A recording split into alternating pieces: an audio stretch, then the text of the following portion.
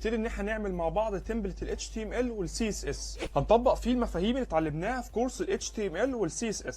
هنتعلم بعض المفاهيم الجديده زي الكونتينر والريسبونسيف ديزاين. هنتعلم الفرق ما بين الانترنال ستايل والاكسترنال ستايل والانلاين ستايل في السي اس اس. هنتعلم كمان ازاي نستخدم الايكونز عن طريق مكتبه الفونت اوسم. هنتعلم كمان ازاي نتعامل مع الخطوط عن طريق جوجل فونت. هنتعلم تجزيء السايت بتاعنا لاجزاء او سكاشن عن طريق استخدام السيمنتك اليمنتس. هنفتح الفي اس كود وهتعمل فولدر جديد زي ما اتعلمنا في كورس ال HTML. الفرق ما بين الانترنال ستايل والانلاين ستايل والاكسترنال ستايل. طيب الفرق بقى ما بين الستايل اللي احنا اتعلمناه عامه في التاج ستايل بتاع الكورس ال CSS او كورس ال HTML، وهو عده امور. اول حاجه خالص من حيث القوه اللي بيتنفذ اكتر وهو الانلاين ستايل. خلينا نشوف كده مع بعض.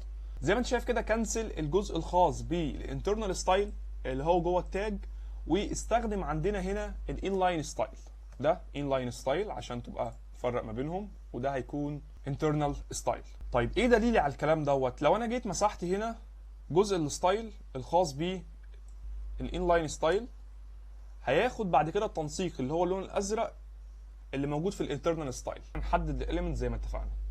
اول حاجه خالص هنعمله هنا كومنت خاص باللي اوت، وبعد كده هنحدد الكونتينر بتاعنا. الكونتينر بتاعنا هنديله ماكسيمم ويدث مش ويدث.